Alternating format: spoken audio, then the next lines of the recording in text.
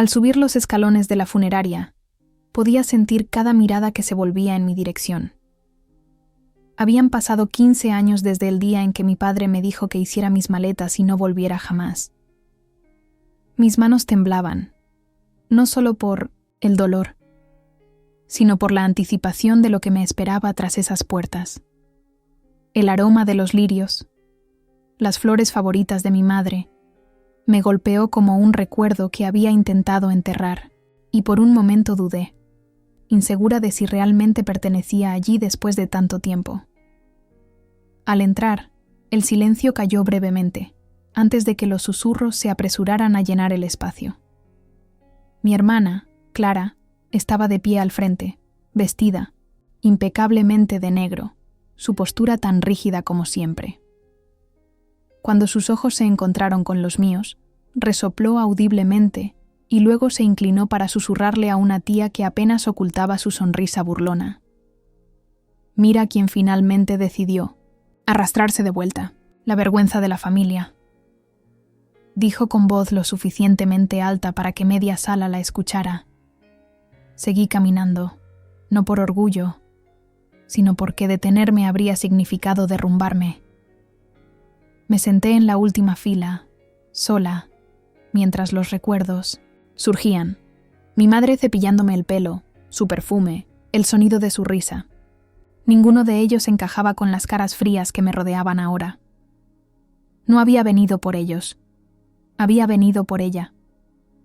Para despedirme a mi manera, aunque nadie más pensara que merecía estar allí. El velatorio se llevaba a cabo en la funeraria, más antigua de Madrid, un edificio de piedra con vitrales que filtraban la luz de la tarde en patrones multicolores sobre el suelo de mármol. La familia Morales siempre había sido conocida en el barrio de Salamanca, y la muerte de mi madre, Liliana, había atraído a todos los que alguna vez habían estado en su órbita social. Reconocí caras que no había visto desde mi adolescencia. Vecinos que solían traernos torrijas durante la Semana Santa, compañeros de trabajo de mi padre del ministerio, primos lejanos que solo aparecían en bodas y funerales. El ataúd estaba rodeado de arreglos florales extravagantes, la mayoría, lirios blancos. Sabía que a ella le habrían parecido excesivos. Mi madre siempre había preferido la sencillez, una cualidad que mi padre y Clara nunca entendieron. Ellos vivían para las apariencias, para mantener la fachada de la familia perfecta en un barrio donde las reputaciones valían más que el oro. Desde mi asiento, observé cómo Clara saludaba a los asistentes, aceptando condolencias con una dignidad practicada que parecía sacada de un manual. A sus 38 años, se había convertido en una versión pulida de lo que mi padre siempre había querido. Exitosa abogada, casada con un médico respetado, madre de 2 niños perfectos que asistían al mismo colegio privado al que nosotras habíamos ido. Su vida era un testimonio de conformidad, de seguir el camino trazado sin cuestionarlo. Yo, en cambio, había tomado un rumbo diferente. No por elección, al principio, pero con el tiempo había encontrado mi propio camino en Barcelona, lejos del sofocante ambiente madrileño y de las expectativas aplastantes de mi padre. Trabajaba en un centro comunitario en el Raval, ayudando a inmigrantes a adaptarse a su nueva vida. Un trabajo que mi padre habría considerado indigno de nuestro apellido, pero que me había dado más satisfacción de la que él jamás entendería. La ceremonia comenzó con las palabras del sacerdote, un hombre mayor que había conocido a nuestra familia durante décadas. Habló de mi madre como una mujer devota y cariñosa, dedicada a su familia. Me pregunté si realmente la había conocido, o si solo estaba recitando el guión que se esperaba.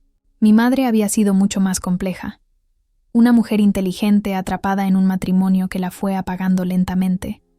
Una artista que abandonó sus pinceles cuando mi padre decidió que su pintura era un pasatiempo improductivo. Las lágrimas comenzaron a deslizarse por mis mejillas, sin que pudiera controlarlas.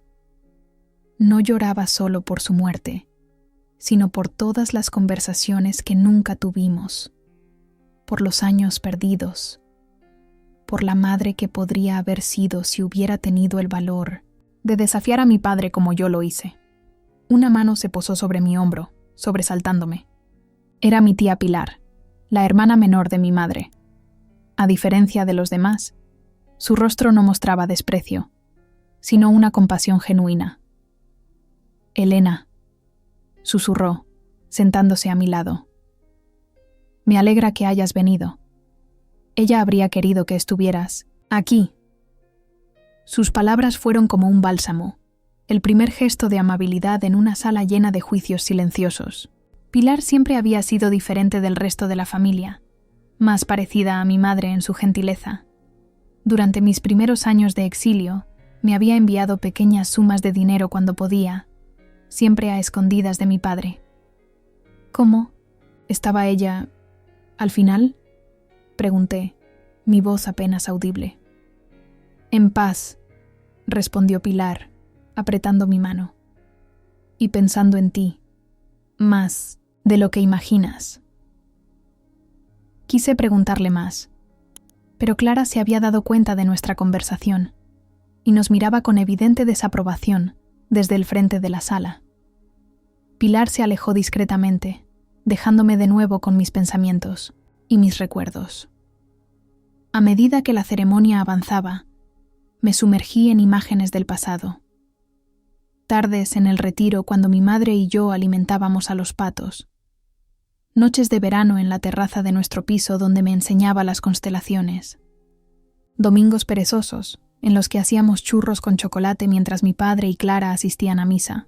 Pequeños momentos de complicidad que se habían convertido en tesoros tras mi partida. Cuando llegó el momento de los recuerdos compartidos, varios amigos y familiares se levantaron para hablar de Liliana Morales. Hablaron de su generosidad, de su sonrisa cálida, de su dedicación a obras benéficas. Nadie mencionó su pasión por la pintura, ni sus sueños de viajar a París para ver el Louvre, ni cómo solía cantar tangos argentinos cuando creía que nadie la escuchaba. Nadie habló de la verdadera Liliana, solo de la versión que mi padre había permitido que el mundo viera. Mientras los asistentes compartían sus anécdotas cuidadosamente seleccionadas, noté algo extraño: la presencia de un hombre que no encajaba con el resto de los dolientes. Vestido con un traje sobrio, sostenía un maletín y observaba el procedimiento con interés profesional. Un abogado, pensé, reconociendo la mirada calculadora que había visto tantas veces en los ojos de Clara. Su presencia me inquietó, añadiendo otra capa de tensión a un día ya cargado de emociones. Cuando la ceremonia formal terminó, permanecí sentada mientras la gente comenzaba a dispersarse. No tenía prisa por enfrentarme al rechazo que seguramente me esperaba en el Dio cementerio. Necesitaba unos momentos más con ella, aunque fuera solo con su cuerpo, antes de que la tierra nos separara definitivamente. Clara pasó junto a mí, deliberadamente evitando mirarme. Su marido, un hombre al que solo había visto en fotos, la seguía como una sombra. Sus hijos, 2 niños que nunca habían conocido a su tía, me miraron con curiosidad hasta que Clara los apuró hacia la salida. Me pregunté qué les habría contado sobre mí, qué historia habría inventado para explicar mi ausencia de sus vidas. Finalmente, me levanté para seguir al cortejo. Afuera, el sol de Madrid brillaba con una intensidad casi cruel, demasiado luminoso para un día de tanto dolor. Mientras caminaba hacia mi coche de alquiler, sentí que algo estaba a punto de cambiar, que este regreso no sería simplemente una despedida, sino el comienzo de algo que ninguno de nosotros esperaba.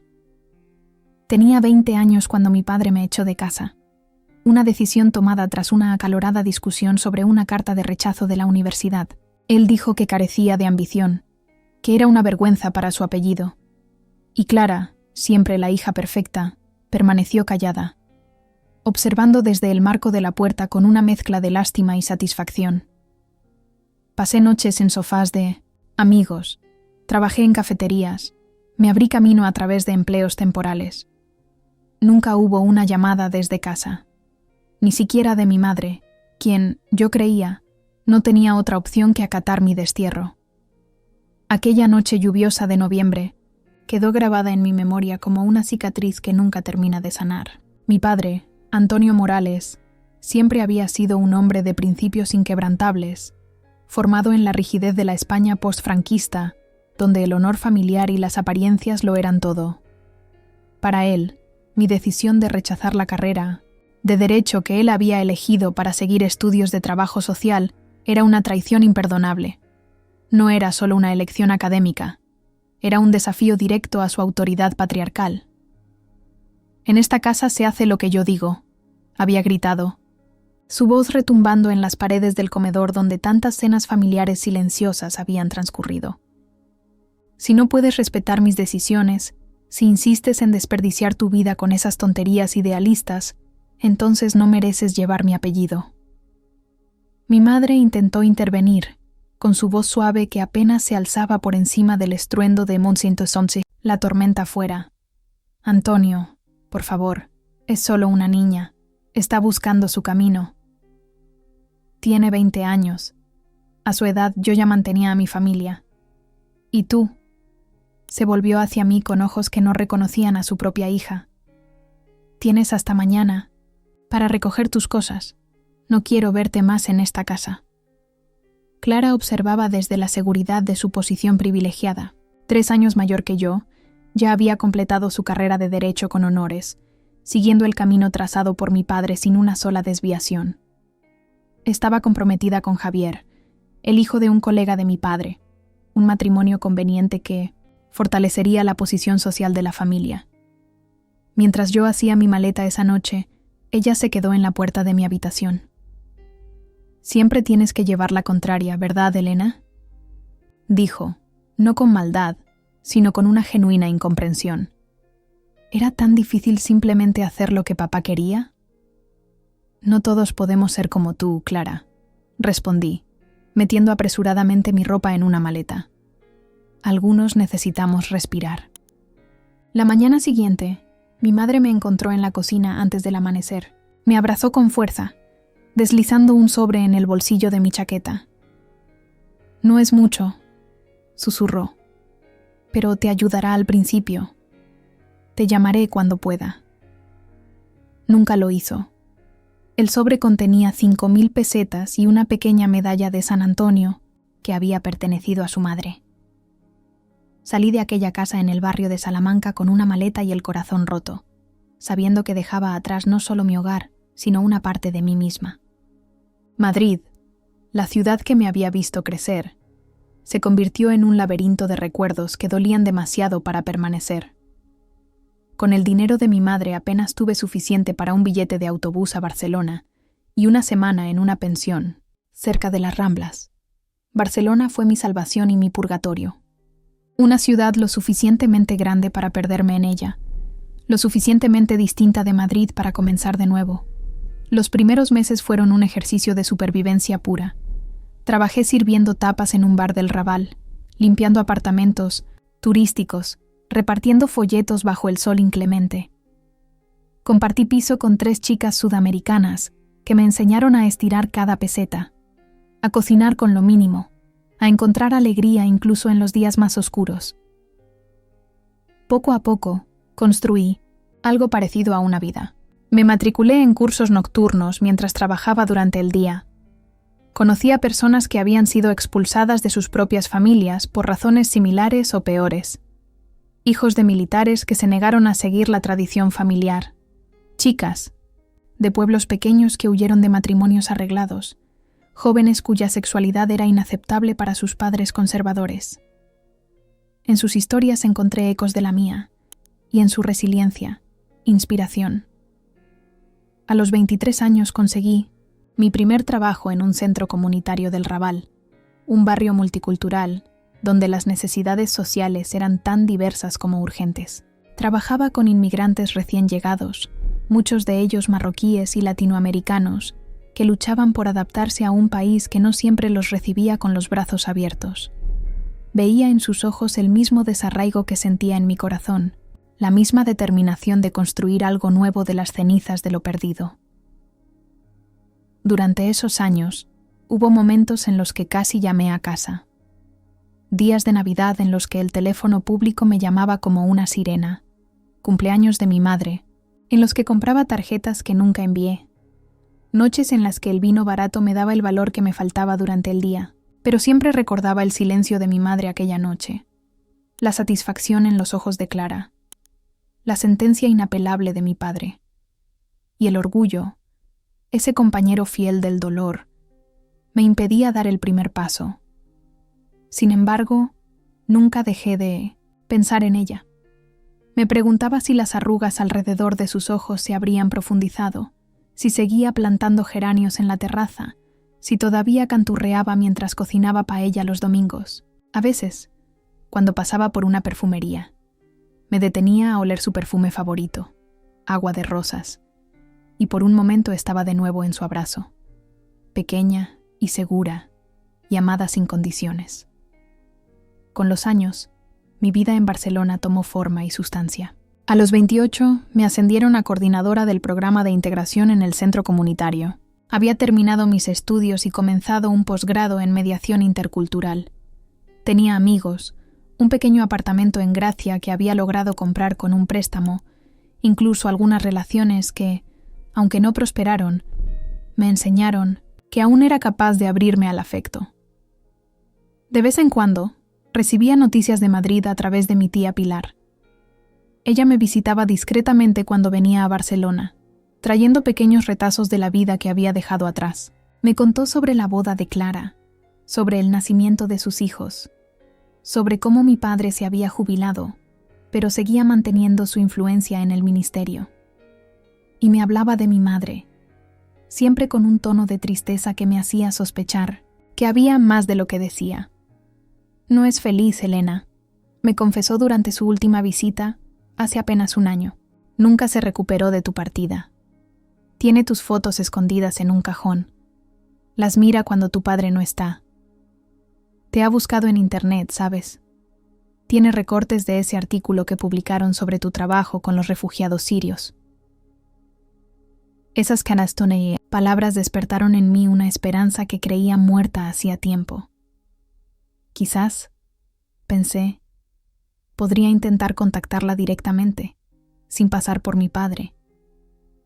Quizás, después de 15 años, el tiempo habría suavizado las heridas lo suficiente para un reencuentro. Pero antes de que pudiera reunir el valor, llegó la carta. Un sobre formal, crujiente, notificación del fallecimiento de mi madre, sin nota personal, sin invitación, solo hechos. Liliana Morales había muerto tras una breve enfermedad. El funeral sería en 3 días. La carta estaba firmada por el bufete de abogados, que siempre había representado a mi padre, no por él mismo, ni siquiera por Clara. Un detalle que decía tanto como las palabras impresas. La noticia me golpeó como una ola inesperada, arrastrándome hacia un abismo de dolor y arrepentimiento. ¿Cuántas oportunidades perdidas? ¿Cuántas palabras no dichas? ¿Habría sufrido? ¿Me habría llamado en sus últimos momentos? Preguntas que nunca tendrían respuesta. No esperaba una bienvenida, pero había imaginado quizás un gesto de reconocimiento por parte de Clara. En cambio, su desprecio cortaba el aire como cristal. Lo que no había esperado, sin embargo, era la presencia de un abogado sentado junto al ataúd. Su maletín estaba cerrado, pero la tensión en la sala sugería que algo estaba a punto de revelarse. Durante el velatorio, observé a mi padre desde la distancia. A sus 72 años, Antonio Morales seguía siendo una figura imponente, con su cabello completamente blanco y su postura militar. Pero había algo diferente en él, una fragilidad nueva que asomaba a través de su fachada de dignidad. No me miró ni una sola vez, como si mi presencia fuera una afrenta demasiado grande para ser reconocida. Me pregunté si sentía algún remordimiento, si en algún momento de estos 15 años había cuestionado su decisión. Mientras la ceremonia avanzaba hacia su conclusión, noté cómo el abogado intercambiaba miradas significativas con el director de la funeraria. Algo estaba a punto de suceder, algo para lo que nadie en esa sala, excepto quizás el propio abogado, estaba preparado. Al terminar el servicio, el abogado se puso de pie. Su voz era tranquila, pero el peso de sus palabras atrajo todas las miradas hacia él. Antes de concluir, doña Liliana Morales dejó una declaración final para ser leída en voz alta. Dijo: se hizo un silencio absoluto. Clara se enderezó en su asiento, probablemente esperando otro gesto que reforzara su estatus como la favorita. Me preparé para marcharme discretamente, hasta que pronunció mi nombre. ¿Está presente doña Elena Morales? Todos los ojos se volvieron hacia mí. Los susurros estallaron. Algunos jadearon sorprendidos. El rostro de Clara palideció, su arrogancia momentáneamente borrada. Me levanté lentamente, con el corazón golpeando contra mi pecho. El abogado me hizo un gesto para que me acercara, y obedecí, sin saber si esto era una broma cruel o el giro final del amor silencioso de mi madre. El abogado, un hombre de mediana edad llamado Ramón Ibáñez según se presentó, ajustó sus gafas de montura fina y abrió un documento sellado con el membrete de su despacho en la calle Serrano. Su rostro no revelaba emoción alguna, solo la neutralidad profesional de quien ha presenciado innumerables dramas familiares. Procederé a leer el último testimonio y voluntad de doña Liliana Morales Velasco, anunció con voz clara. El silencio en la sala era tan denso que podía escuchar el tic-tac del reloj de pared y el suspiro ahogado de mi tía Pilar desde la segunda fila. Yo, Liliana Morales Velasco, en pleno uso de mis facultades mentales, declaro lo siguiente. A mi hija Elena, a quien he fallado durante demasiado tiempo, le dejo la casa de Valencia y las acciones restantes del fideicomiso familiar. Un murmullo llenó la sala, la incredulidad crepitando como electricidad estática. Clara se levantó de un salto, gritando, exigiendo explicaciones, mientras el abogado continuaba con calma. Mi madre había hecho cambios en su testamento 6 meses antes, asegurándose de que la hija que había perdido fuera recordada, reconocida y protegida. La voz de Clara se elevó por encima del murmullo general. Esto es absurdo. Ella nos abandonó. No merece nada. Sus palabras me atravesaron como flechas envenenadas, pero mantuve la compostura, clavada al suelo junto al abogado que ahora se había convertido en mi inesperado aliado. Ramón Ibáñez, imperturbable, continuó leyendo. Esta decisión la tomo libre de coacciones y con plena conciencia de su significado. Durante 15 años he vivido con el remordimiento de no haber defendido a mi hija cuando más me necesitaba. No puedo cambiar el pasado, pero puedo intentar reparar en parte el daño causado. Mi padre, que hasta entonces había permanecido como una estatua en la primera fila, se puso de pie. Su rostro, siempre controlado, ahora mostraba una mezcla de ira y conmoción. «Esto es inaceptable», dijo con voz temblorosa. «Mi esposa no estaba en sus cabales cuando firmó ese documento. Exijo una investigación». El abogado cerró momentáneamente la carpeta y miró directamente a mi padre. «Don Antonio, le aseguro que todos los procedimientos legales fueron respetados. Doña Liliana fue examinada por 2 médicos independientes que certificaron su plena capacidad mental. Además, todo el proceso fue videograbado según sus propias instrucciones, precisamente para evitar cualquier impugnación». La noticia pareció golpear a mi padre como un puñetazo físico. Por primera vez en mi vida, vi a Antonio Morales retroceder, inseguro. La certeza de que su esposa, la mujer que creía completamente sometida a su voluntad, había actuado a sus espaldas con tal determinación, era demasiado para asimilar. Clara se acercó al abogado, sus tacones repiqueteando agresivamente contra el suelo de mármol. «Debe haber algún error. Mi hermana desapareció por elección propia. Nosotros somos quienes hemos cuidado de mamá todos estos años, quienes hemos estado a su lado. Es injusto». «La justicia, señora Mendoza», respondió el abogado, usando el apellido de casada de Clara. «No siempre coincide con nuestras expectativas personales». Su madre fue muy clara respecto a sus deseos. Mientras este intercambio tenía lugar, yo permanecía en un estado de shock. No por la herencia material, que nunca había esperado ni buscado, sino por la revelación de que mi madre había librado una batalla silenciosa por mí, que en sus últimos meses de vida había encontrado el valor que le faltó durante 15 años. Era un regalo más valioso que cualquier propiedad o dinero. La confirmación de que nunca me había olvidado, de que su amor había persistido a pesar del silencio y la distancia. El abogado se volvió hacia mí y me entregó un sobre pequeño, distinto al documento legal que acababa de leer. «Esto es para usted, señorita Morales». Su madre me pidió que se lo entregara personalmente. Tomé el sobre con manos temblorosas. Era de papel crema, con mi nombre escrito en la caligrafía inconfundible de mi madre. Lo guardé en mi bolso, incapaz de abrirlo en ese momento, ante tantos ojos hostiles. «Si me permiten», continuó Ibáñez, «hay más disposiciones que deben ser leídas». Clara dejó escapar una risa amarga. «¿Qué más puede haber? ¿También le dejó las joyas de la abuela?» «De hecho», respondió el abogado con una leve sonrisa, «las joyas familiares serán divididas equitativamente entre ambas hermanas, según instrucciones específicas que detallan qué pieza corresponde a cada una». Esta revelación provocó una nueva oleada de murmullos. Las joyas de la familia Morales eran conocidas en ciertos círculos madrileños.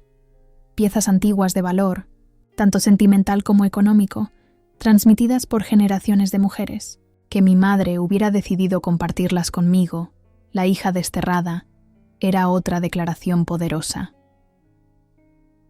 «También», prosiguió el abogado, «doña Liliana ha dejado instrucciones para que su colección de pinturas sea donada al Museo de Bellas Artes de Valencia, con la condición de que se realice una exposición dedicada a su obra». Esta fue quizás la sorpresa más grande para todos los presentes, incluida yo. ¿Pinturas? ¿Una exposición? Por las expresiones atónitas a mi alrededor, comprendí que nadie sabía de esta faceta de mi madre. «Mi esposa no era pintora», intervino mi padre, con una voz que intentaba ser firme pero traicionaba su confusión.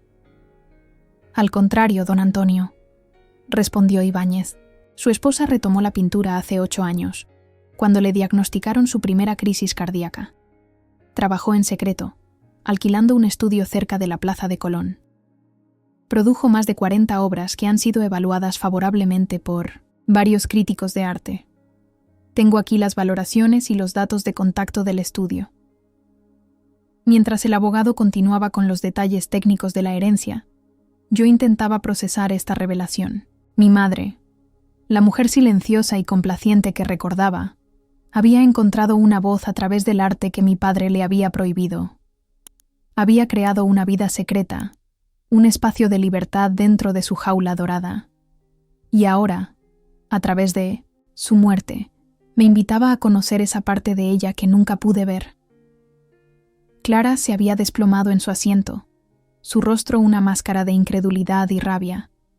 Su mundo perfecto, construido sobre la certeza de ser la hija preferida, la heredera, indiscutible del legado familiar, se estaba desmoronando frente a sus ojos. Su marido, Javier, le susurraba algo al oído, probablemente estrategias legales para impugnar el testamento, pero ella parecía no escucharle.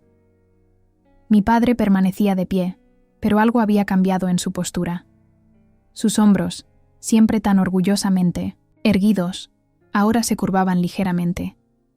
Sus manos, esas manos que nunca temblaban al firmar documentos trascendentales en el ministerio, ahora se agitaban visiblemente.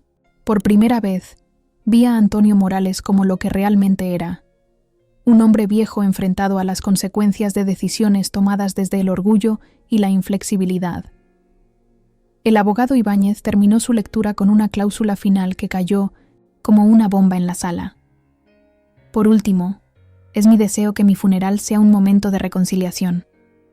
Si mi hija Elena decide asistir, pido a todos los presentes que la reciban con el respeto que merece. Ha sufrido bastante por decisiones que no fueron suyas. Yo misma fui cómplice de su dolor por mi debilidad y mi silencio. No permitiré que ni siquiera en mi muerte se le niegue su lugar en esta familia. Estas palabras, tan directas, tan desprovistas de la ambigüedad que había caracterizado a mi madre en vida, provocaron un silencio absoluto. Incluso Clara pareció momentáneamente avergonzada, aunque rápidamente su expresión volvió a endurecerse. Cuando el abogado terminó, me invitó a acompañarlo a su despacho en los próximos días para formalizar los trámites necesarios. Asentí mecánicamente, todavía abrumada por todo lo ocurrido. A mi alrededor, los asistentes al funeral comenzaban a dispersarse, algunos evitando mirarme, otros observándome con curiosidad renovada, como si de repente me hubiera transformado en alguien diferente. Mi tía Pilar se acercó y me abrazó sin decir palabra. En sus ojos vi lágrimas, pero también un alivio, como si un peso hubiera sido levantado de sus hombros. «¿Lo sabías?», susurré contra su pelo canoso. No era una pregunta. «Sospechaba que algo tramaba», respondió en voz baja. Pero Liliana fue muy discreta. Temía que si Antonio descubría sus planes, encontraría la manera de impedirlo. Nos separamos cuando sentí una presencia a mi espalda. Al girarme, me encontré cara a cara con mi padre. Sus ojos, del mismo color avellana que los míos, me estudiaban como si fuera una ecuación que no podía resolver. Por un momento, pensé que iba a hablar, que quizás, sacudido por las revelaciones del día, encontraría palabras de reconciliación. Pero tras unos segundos de tenso silencio, simplemente inclinó la cabeza en un gesto mínimo de reconocimiento y se alejó hacia la salida, donde su chófer lo esperaba. Clara fue la última en acercarse. A diferencia de mi padre, ella no guardó silencio. «Esto no termina aquí», dijo con voz controlada pero vibrante de emoción. Mamá estaba confundida, manipulada. Impugnaré este testamento con todos los recursos a mi disposición. La miré a los ojos, esos ojos tan parecidos a los de nuestro padre, y por primera vez en 15 años, no sentí miedo ni vergüenza ante su desprecio. «Haz lo que creas necesario, Clara», respondí con calma. «Yo no he venido por dinero ni propiedades. He venido a despedirme de mamá». «Siempre fuiste buena actriz», replicó con amargura. «La víctima perfecta, pero los dos sabemos que abandonaste a esta familia por egoísmo, no por principios». Sus palabras estaban diseñadas para herirme, para provocar una reacción que justificara su narrativa sobre mí, pero ya no tenía poder sobre mi autoestima. 15 años de construir mi propia vida, de ayudar a otros, de encontrar mi valor más allá del apellido Morales, me habían dado una fortaleza que ella no podía comprender. «Te deseo paz, Clara», dije simplemente, y me alejé hacia la salida, sintiendo su mirada furiosa en mi espalda. Afuera, la tarde madrileña desplegaba un cielo de un azul imposible, como si la naturaleza quisiera compensar la oscuridad de los acontecimientos humanos. Respiré profundamente, dejando que el aire llenara mis pulmones. En mi bolso, la carta de mi madre esperaba, un puente entre el pasado que había perdido y el futuro que apenas podía imaginar. El rostro de Clara se contorsionó en una mueca de incredulidad mientras se abalanzaba hacia el abogado, lanzando acusaciones. «Manipulaste a mi madre. Esto es un fraude». Su voz sonaba estridente, cruda de desconcierto, pero el abogado, profesional e imperturbable, abrió otro archivo y se lo entregó. Era la letra de nuestra madre. Cartas que me había escrito pero nunca enviado, entradas de diario llenas de remordimiento y anhelo, documentos legales que confirmaban sus intenciones. No me había olvidado. Me había amado en silencio, impotente, quizás cobardemente, pero me había amado. Esa misma tarde, después del funeral, me refugié en la terraza del Hotel Palace, necesitando un espacio neutral para leer la carta personal que mi madre me había dejado. Pedí un café con leche y me senté junto a la barandilla que ofrecía una vista panorámica del Museo del Prado y los jardines botánicos. Madrid se extendía ante mí, familiar y extraña a la vez, como un recuerdo que se distorsiona con el tiempo. Con dedos temblorosos, abrí el sobre. La caligrafía de mi madre, esa letra elegante y ligeramente inclinada que recordaba de las notas en mis libros de texto cuando era niña, me dio la bienvenida como un abrazo largamente postergado. Mi querida Elena, comenzaba, si estás leyendo esto, finalmente he encontrado el valor que me faltó en vida. Perdóname por mi silencio, por cada día que no luché por ti, por cada noche que permití que tu ausencia se convirtiera en un fantasma en esta casa vacía. No tengo excusas, solo la vergüenza de una mujer que eligió la seguridad sobre el amor, la paz aparente sobre la justicia. Las lágrimas nublaron mi visión, y tuve que detenerme un momento. Un camarero pasó y, notando mi estado, discretamente, dejó un vaso de agua junto a mi café. Le agradecí con un gesto y continué leyendo. Durante estos años, he seguido tu vida desde lejos. Sé de tu trabajo en Barcelona, de cómo ayudas a quienes, como tú, han tenido que reconstruirse lejos, de lo conocido. Estoy tan orgullosa de la mujer en que te has convertido, Elena. Más fuerte que yo, más valiente de lo que nunca fui. La carta continuaba describiendo cómo había comenzado a pintar en secreto, cómo ese acto de rebelión privada le había dado la fuerza para finalmente actuar. Cómo había consultado abogados sin que mi padre lo supiera. Cómo había vendido joyas heredadas de su propia madre para pagar el estudio donde pintaba. La casa de Valencia era de mi familia, no de los Morales. Tu padre nunca lo supo. Los documentos estaban a nombre de mi hermano, quien me la cedió hace años. Es pequeña pero hermosa, con un jardín que da al mar y un estudio de pintura en la buhardilla.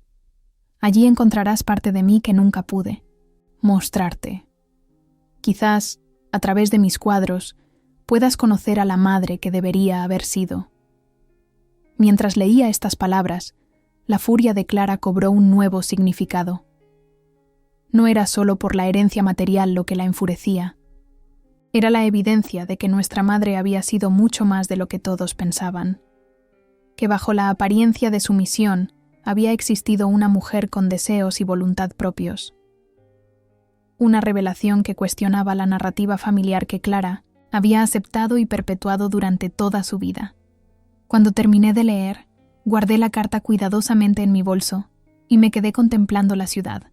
El sol comenzaba a ponerse, tiñendo de oro los edificios históricos. Mi teléfono sonó. Era un mensaje de Ramón Ibáñez, el abogado, preguntándome si podía verme a la mañana siguiente para discutir algunos detalles prácticos. Confirmé la cita y me dispuse a regresar al modesto hostal donde me alojaba. Al salir del hotel, me encontré cara a cara con Clara. Estaba sola, sin su marido ni sus hijos, algo inusual en ella que siempre parecía necesitar una audiencia para sus actuaciones, de perfección. «Tenemos que hablar», dijo sin preámbulos. Su voz sonaba diferente, despojada de la arrogancia habitual. Sus ojos estaban enrojecidos, y por primera vez noté pequeñas líneas de expresión alrededor de su boca que hablaban de preocupaciones que nunca había compartido conmigo. ¿Sobre qué, Clara?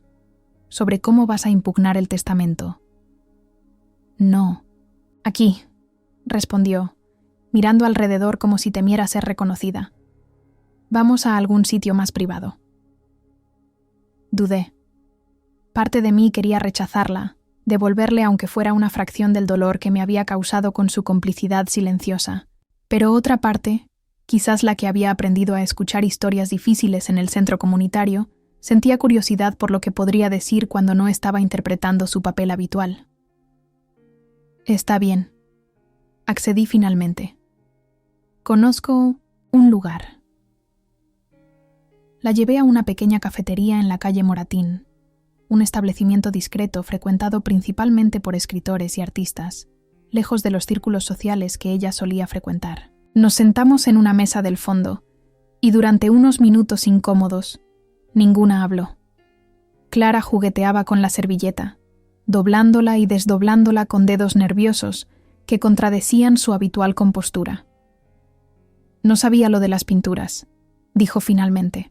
No tenía idea de que mamá, que ella, que tenía una vida propia. ¿Deseos propios?, completé, sin poder evitar un tono de amargura. Clara me miró, y por un momento vi a la niña que había sido, la hermana mayor que me enseñó a atarme los zapatos antes de que la competencia por el afecto de nuestro padre nos separara. Siempre creí que era feliz, murmuró. O al menos que había aceptado su vida. Que nosotros, que yo, éramos suficientes. ¿Por qué me has buscado, Clara? ¿Qué quieres de mí? Respiró hondo antes de responder. He estado en el despacho de mamá. Después del funeral, mientras tú hablabas con el abogado, volví a casa y encontré más cartas. Cartas para ti, como dijo Ibáñez, pero también un diario. Sacó de su bolso un pequeño libro encuadernado en cuero azul. Lo reconocí inmediatamente. Nuestra madre lo había recibido como regalo de sus alumnas cuando enseñaba literatura, antes de casarse con mi padre. Siempre había pensado que lo había perdido durante alguna mudanza. Deberías leerlo, dijo, Clara, empujándolo hacia mí. Especialmente las entradas de los últimos años. Lo tomé con cautela, como si pudiera quemarme. ¿Por qué me lo das? ¿No deberías usarlo para tu caso legal? Clara dejó escapar una risa corta, sin humor. ¿Realmente crees que se trata del dinero? ¿De la casa? ¿De qué se trata entonces? De toda una vida construida sobre mentiras, respondió, su voz quebrándose ligeramente. De descubrir que mientras yo me esforzaba por ser la hija perfecta, por complacer a papá, por mantener las apariencias, mamá se estaba ahogando lentamente. Y yo, ni siquiera lo noté. Sus palabras me sorprendieron. Siempre había visto a Clara como una extensión de mi padre, como su aliada en mi exilio. Nunca había considerado que ella también pudiera ser, a su manera, una víctima de sus expectativas. Imposibles. En ese diario, continuó, señalando el libro, mamá habla de cómo intentó interceder por ti aquella noche, de cómo papá amenazó con divorciarse, con dejarla sin nada si te apoyaba. Habla de cómo me manipuló a mí para que no me comunicara contigo, diciéndome que habías rechazado mis llamadas. ¿Llamaste? La pregunta salió como un susurro incrédulo. Durante los primeros meses, sí, varias veces. Papá dijo que no querías hablar con ninguno de nosotros, que nos despreciabas.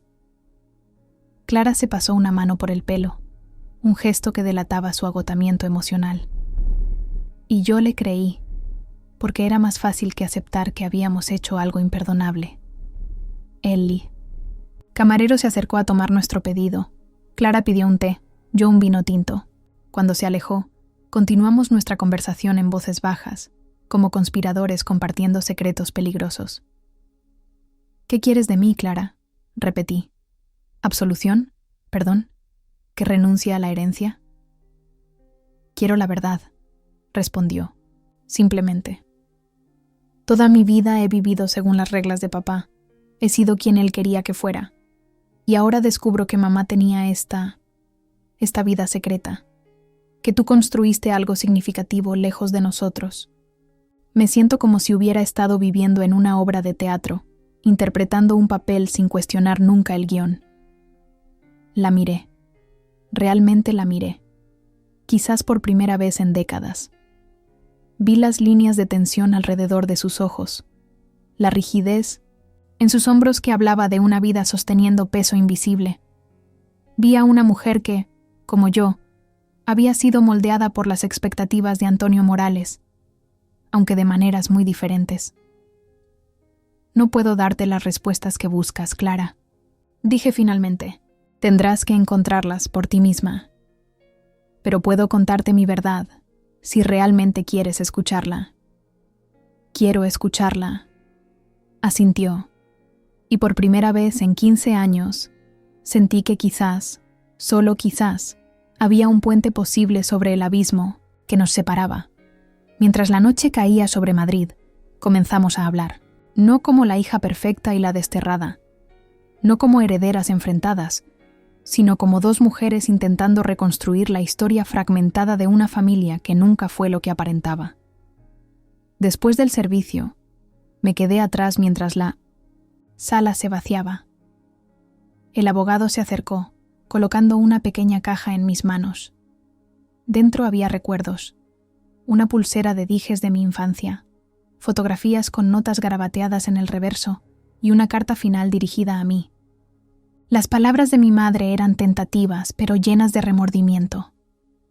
Escribió sobre las noches que lloró fuera de mi habitación después de la discusión, cómo le suplicó a mi padre que reconsiderara su decisión y cómo había comenzado a guardar cosas para mí desde el día que me fui. 3 días después de mi encuentro con Clara, viajé a Valencia para conocer la casa que mi madre me había dejado. El tren de alta velocidad atravesaba la árida meseta castellana antes de descender hacia la costa mediterránea, un paisaje que parecía reflejar mi propio viaje. De la severidad a la promesa de algo más suave, más clemente. Valencia me recibió, con un abrazo de luz dorada y aire salado. Tomé un taxi desde la estación hasta la dirección indicada en los documentos del abogado. Una casa en el barrio del Cabanyal, una zona tradicional de pescadores que había resistido milagrosamente a la gentrificación desenfrenada. La calle era estrecha, pavimentada con adoquines gastados, flanqueada por casas de 2 plantas decoradas con azulejos coloridos que contaban historias de un pasado marítimo. La casa de mi madre, mi casa ahora, era reconocible al instante. Una fachada de un azul desvaído con contraventanas blancas y macetas de geranios rojos en las ventanas. Exactamente como las que ella siempre había mantenido en nuestra terraza de Madrid, un pequeño acto de consistencia en una vida de compromisos. La llave giró con facilidad en la cerradura, como si la puerta hubiera estado esperando mi llegada. El interior me sorprendió. Mientras que nuestra casa familiar en Madrid era oscura y formal, llena de antigüedades imponentes y cortinas pesadas, este espacio estaba inundado de luz. Paredes blancas, muebles sencillos pero cómodos, y por todas partes, color. No solo en los cojines y las alfombras, sino en los cuadros que cubrían cada pared disponible. Paisajes de la playa al amanecer, retratos de mujeres desconocidas con ojos que parecían contar historias de pérdida y redención. Bodegones que transformaban objetos cotidianos, una tetera abollada, una granada abierta, un par de zapatos gastados, en tesoros dignos de contemplación, y entre ellos, para mi asombro, varios retratos míos, no basados en fotografías recientes, sino en la memoria. Yo a diferentes edades, siempre con un libro o mirando hacia un horizonte invisible, como si mi madre hubiera imaginado la vida que yo podría estar viviendo lejos de ella. En el estudio de la buhardilla, tal como había mencionado en su carta, encontré más lienzos sin terminar, bocetos, paletas con pintura seca, pinceles limpios alineados por tamaño. Un espacio de creatividad ordenada que hablaba de disciplina y pasión. Junto a la ventana que daba al Mediterráneo, un caballete sostenía un cuadro cubierto con una tela. Al retirarla, mi corazón dio un vuelco. Era un autorretrato de mi madre, pero no como la mujer contenida y elegante que recordaba, sino como debió verse a sí misma en sus momentos más honestos. Con el pelo suelto alrededor de un rostro animado por una sonrisa genuina, sosteniendo un pincel como una varita mágica, con un fondo que combinaba elementos de Madrid y Valencia, el pasado y el presente, la obligación y la libertad. Junto al caballete había una mesa con un cuaderno de bocetos abierto y una nota prendida con un clip. Para Elena, si algún día encuentra su camino hasta aquí. Mi verdadero legado no son estas pinturas, sino el valor de comenzar de nuevo, incluso cuando parece demasiado tarde. Me senté en el taburete frente al autorretrato, dejando que las lágrimas fluyeran libremente. No eran solo lágrimas de pérdida, sino también de reconocimiento, de encuentro con una madre que nunca llegué a conocer completamente en vida. El timbre de la puerta me sobresaltó. Al abrir, me encontré con una mujer mayor, de unos 70 años, con el pelo blanco recogido en una trenza y ojos oscuros brillantes de curiosidad. «Tú debes ser Elena», dijo sin preámbulos, con el acento musical valenciano. Liliana dijo, «¿Qué vendrías? Soy Carmina. Vivimos puerta con puerta». «¿Conocía a mi madre?», pregunté, invitándola a pasar. «Durante 8 años», asintió, entrando con la familiaridad de quien ha visitado el lugar muchas veces. Venía cada 2 semanas, a veces más a menudo en verano. Siempre decía que este era su verdadero hogar, donde podía respirar. Carmina se movió por la cocina con naturalidad, poniendo agua a hervir para un té. Mientras las hojas se infusionaban, me contó cómo había conocido a mi madre. Liliana buscaba un lugar tranquilo para pintar, lejos de Madrid y de los ojos vigilantes de mi padre. Había heredado la casa de un tío abuelo, pero necesitaba ayuda para restaurarla. «Yo era restauradora de cerámica antes de jubilarme», explicó Carmina. «Nos hicimos amigas mientras trabajábamos en recuperar los azulejos originales del baño. Tu madre tenía buen ojo para el color. Sabía exactamente qué tonos querría». A través de los ojos de Carmina, una nueva versión de mi madre comenzó a tomar forma. Una mujer que llegaba cargada de lienzos en blanco y regresaba a Madrid con pinturas que escondía en un almacén alquilado. Una mujer que se había hecho amiga de los pescadores locales y a menudo se sentaba en la playa al amanecer, dibujando el horizonte. Una mujer que, en este pequeño rincón de España, había encontrado el valor de ser ella misma. «El año pasado estuvo diferente», continuó, Carmina sorbiendo su té, más decidida. «Empezó a hablar de ti, de cómo te había fallado, de cómo quería arreglar las cosas antes de que fuera demasiado tarde». «¿Sabía que estaba enferma?», pregunté. Lo sospechaba. Nunca lo dijo directamente, pero empezó a ordenar sus asuntos. Trajo a un abogado aquí, pasaron días revisando papeles, y pintaba con más urgencia, como si el tiempo se le estuviera escapando. Después de que Carmina se marchara, prometiendo volver al día siguiente con paella casera y más historias, exploré el resto de la casa. En cada habitación encontraba pequeños toques que hablaban de la presencia de mi madre. Libros con pasajes subrayados, plantas cuidadosamente atendidas, un chal olvidado sobre una silla en la terraza. En el dormitorio principal, una cómoda antigua guardaba ropa cuidadosamente, doblada, algunas piezas aún con etiquetas. Al abrir el cajón inferior, encontré algo inesperado: cajas de zapatos llenas de recortes de periódicos. Al examinarlos más de cerca, comprendí que eran artículos sobre Barcelona, sobre iniciativas sociales en el Raval, y finalmente, un artículo con mi fotografía. Era una pequeña mención en El País sobre un programa de integración para mujeres inmigrantes que yo había ayudado a desarrollar. Mi madre lo había recortado y guardado como un tesoro. Entre los recortes había también billetes de tren usados, Barcelona-Valencia, con fechas que se remontaban a 5 años atrás. ¿Había venido a buscarme? ¿Había estado tan cerca y sin embargo tan lejos? Estas preguntas se quedaron sin respuesta, pero algo en mí comenzó a cambiar. Una dureza que se ablandaba, un juicio que daba paso a la compasión. Esa noche dormí, en la habitación de invitados, aún no preparada para ocupar el espacio que había sido de mi madre. A la mañana siguiente, desperté con el sonido de gaviotas y el olor a mar. Por primera vez en años, no sentí el peso aplastante de ser la hija que se fue, la vergüenza familiar. En su lugar, sentí la posibilidad de algo nuevo, una continuación en lugar de una ruptura.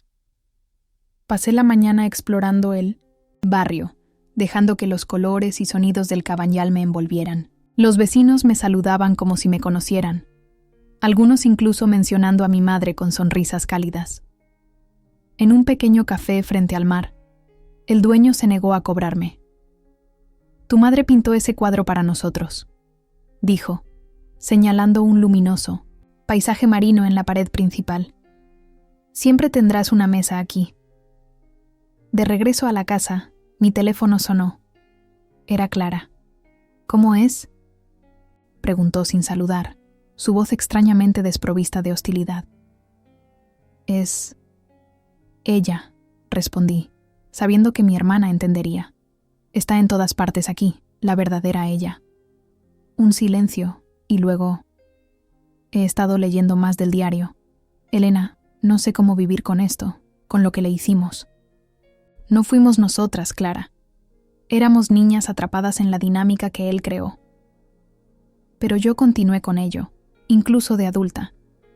Seguí el guión, mantuve las apariencias, perpetué la mentira. Y ahora tengo que preguntarme si mi vida entera ha sido una actuación». No tenía respuestas fáciles para ella. En lugar de eso, dije: «Hay espacio para ti aquí cuando estés lista. Creo que esta casa era su forma de crear un puente entre nosotras». Otro silencio, más largo. «Papá está furioso. Ha contactado con sus abogados. Está decidido a impugnar el testamento. Dice que mamá no estaba en sus cabales». «¿Y tú? ¿También vas a impugnarlo?» La respuesta tardó en llegar. «No, no puedo seguir siendo su aliada en esto. Ya no». Después de colgar, subí al estudio y me senté frente a un lienzo en blanco. Nunca había pintado, nunca había sentido la inclinación artística que aparentemente había unido a mi madre y a su tío abuelo, pero algo me impulsó a tomar un pincel, a estudiar los colores que mi madre había dejado preparados. No intenté crear una obra maestra. Simplemente dejé que el pincel se moviera, explorando texturas y formas, mezclando azules y verdes que me recordaban al mar que se extendía más allá de la ventana. No era un acto de creación tanto como de conexión, de tocar algo que ella había tocado, de completar un círculo interrumpido. Al atardecer, Carmina regresó con la paella prometida y botellas de vino local.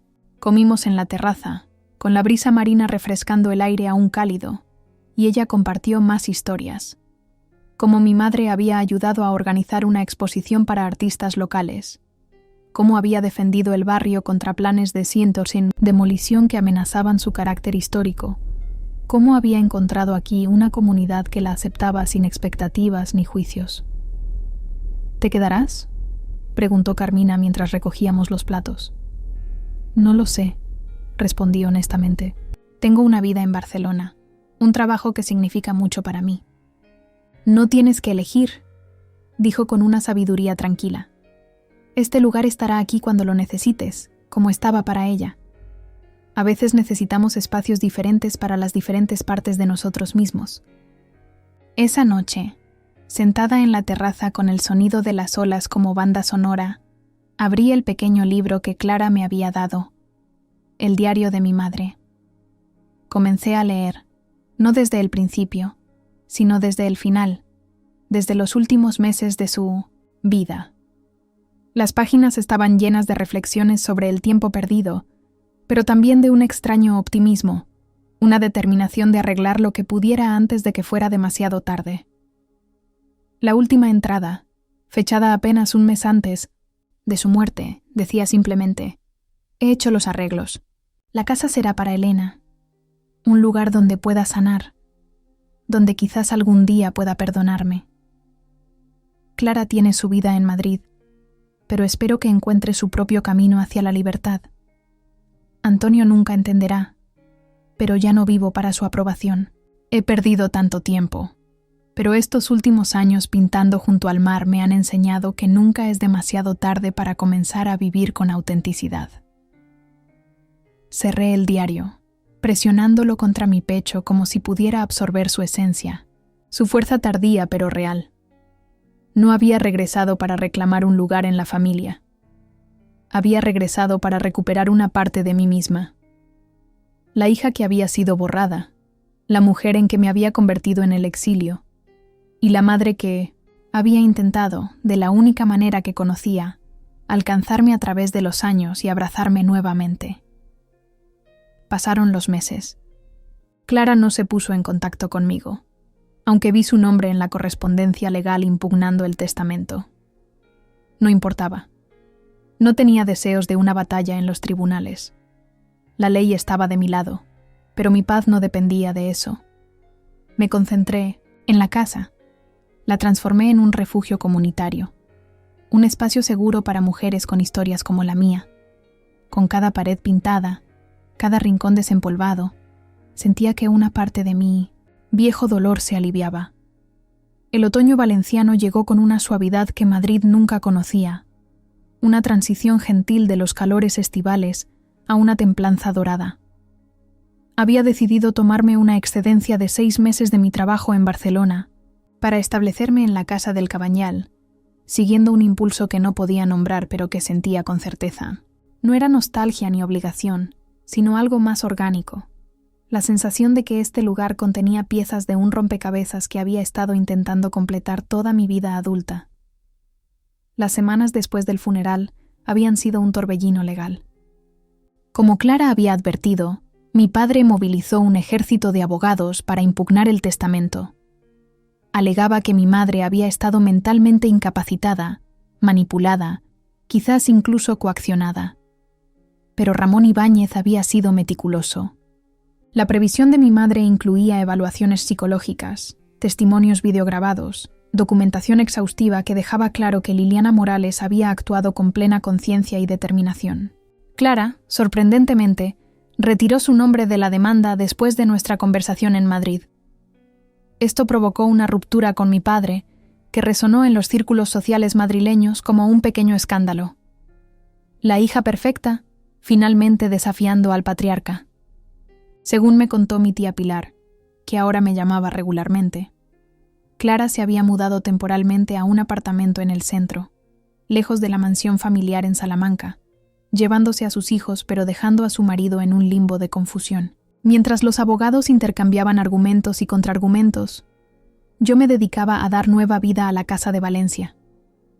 Con la ayuda de Carmina y otros vecinos que habían conocido y querido a mi madre, comencé a transformar las habitaciones, vacías del primer piso, en pequeños apartamentos para mujeres en transición, recién separadas, migrantes recién llegadas, profesionales jóvenes que necesitaban un espacio seguro y asequible mientras encontraban su camino. El proyecto nació orgánicamente, inspirado por mi trabajo en Barcelona, pero adaptado a las necesidades específicas de este barrio costero. Lo llamé Casa Liliana, no como un monumento a mi madre, sino como reconocimiento de que todos merecemos segundas oportunidades, espacios para reinventarnos. A finales de octubre, recibí una carta inesperada. No venía de Clara ni de los abogados, sino de Sofía, la hija mayor de mi hermana.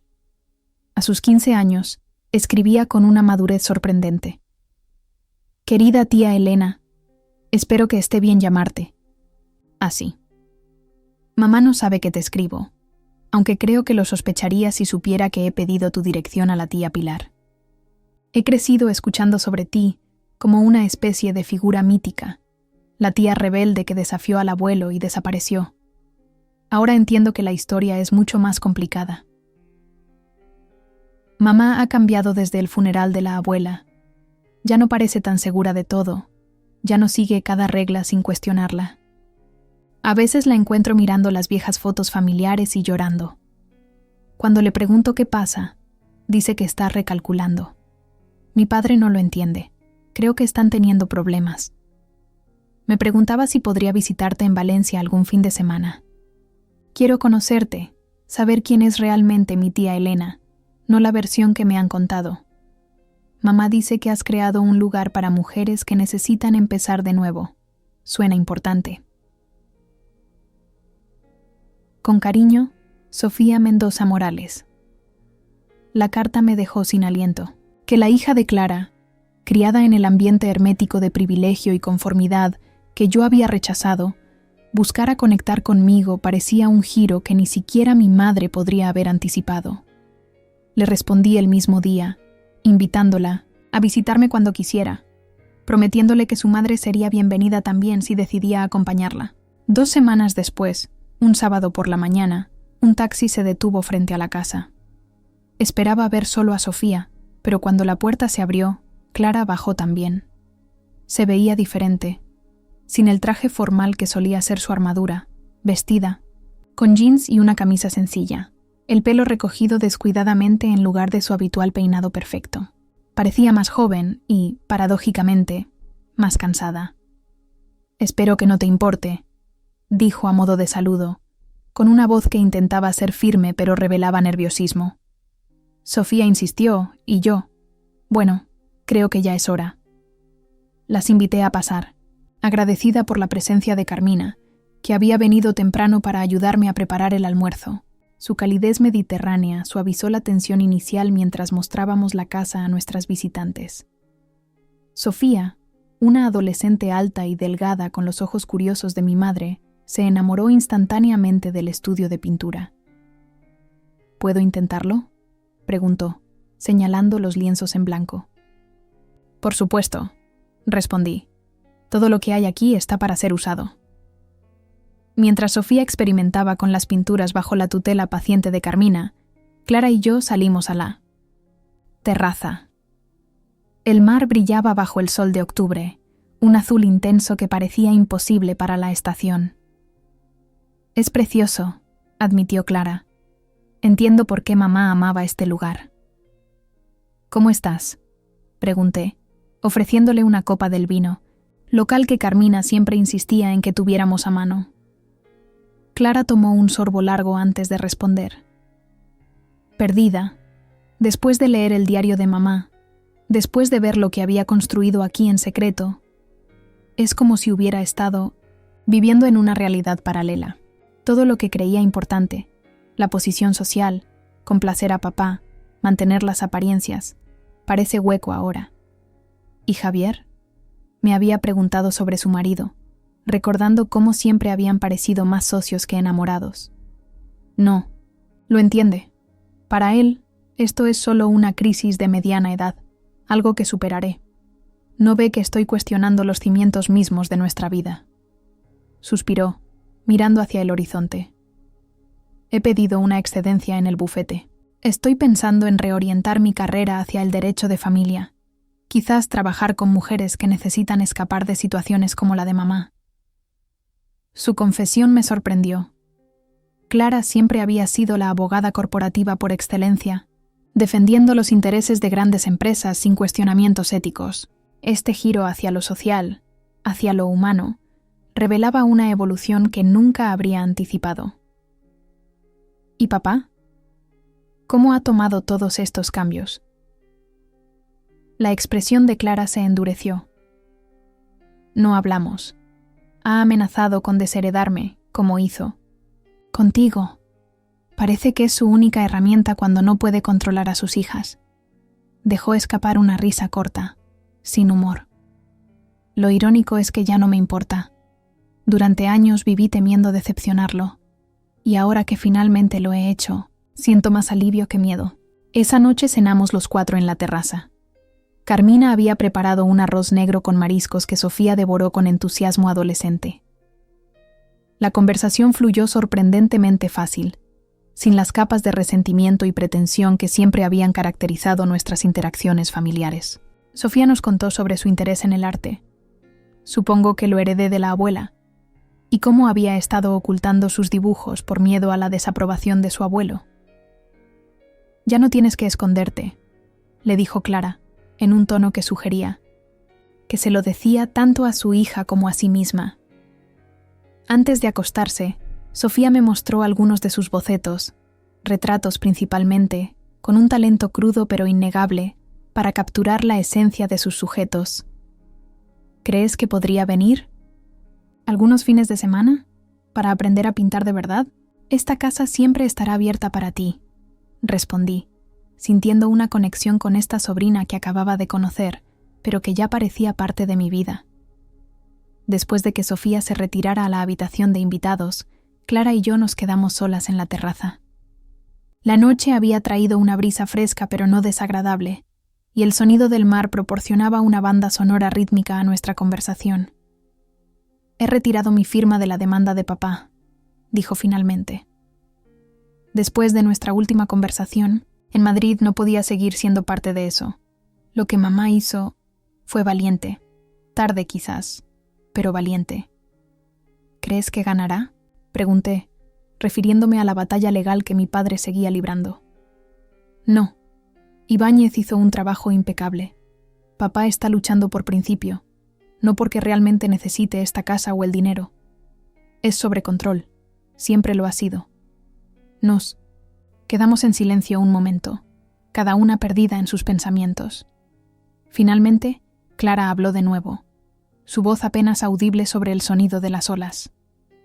Lo siento, Elena, por no defenderte aquella noche, por no buscarte después, por creer la versión de papá sin cuestionarla. Lo siento por los años perdidos. Las palabras que había esperado durante tanto tiempo, que había imaginado en innumerables escenarios durante mis noches solitarias en Barcelona, finalmente llegaban en esta terraza valenciana, bajo estrellas que parecían más brillantes que en cualquier otro lugar. Yo también lo siento, respondí, sintiendo que algo antiguo y doloroso comenzaba a disolverse dentro de mí. Siento haberte visto solo como la aliada de papá, no como otra mujer atrapada en su red. Siento no haber entendido que tu conformidad era tan costosa para ti como mi rebelión lo fue para mí. No nos abrazamos. Todavía existía una distancia física que reflejaba los años de separación, pero algo había cambiado en el aire, entre nosotras. No era perdón, exactamente, sino reconocimiento de nuestro dolor compartido, de nuestra pérdida común, de la posibilidad de un futuro diferente. Las semanas siguientes trajeron más cambios. Clara y Sofía volvieron a Madrid, pero con la promesa de visitas regulares. Mi proyecto de Casa Liliana avanzaba. A principios de diciembre, recibimos a nuestras primeras 3 residentes, mujeres cuyas historias de ruptura y reinvención resonaban con la mía propia. El trabajo me conectaba con mi vida en Barcelona y a la vez me anclaba a este nuevo espacio que estaba creando. De vez en cuando, alguien de la familia enviaba una tarjeta, sin firmar, o un mensaje a través de un amigo común. Reconocimientos silenciosos de que quizás ellos también estaban comenzando a cuestionar las historias que les habían contado sobre mí. Pero ya no necesitaba su validación. El mayor regalo que mi madre me había dejado no era la herencia material, sino la verdad y la libertad de seguir adelante. Un domingo de enero, mientras caminaba por la playa casi desierta en la hora dorada antes del atardecer, mi teléfono sonó. Era Clara, llamando no con noticias o asuntos prácticos, sino simplemente para conversar, para compartir pequeños detalles de su día. Se había mudado definitivamente del hogar familiar. Había alquilado un apartamento cerca del Retiro. Estaba redescubriendo Madrid como una mujer independiente por primera vez en su vida. Sofía, quiere pasar parte del verano contigo, me dijo. Para pintar, dice ella. Creo que también le gusta la idea de estar cerca del mar. Me encantaría, respondí sinceramente. Y hay espacio para ti también, cuando quieras. Hubo una pausa, y luego, gracias, Elena. Quizás para Semana Santa. Estoy intentando encontrar mi propio camino ahora. Es aterrador y liberador a la vez.